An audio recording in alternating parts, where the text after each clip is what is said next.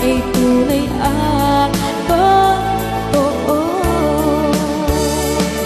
Kahit na ano pa ng pagsubok natin, basta tayo pa rin noon hanggang ngayon.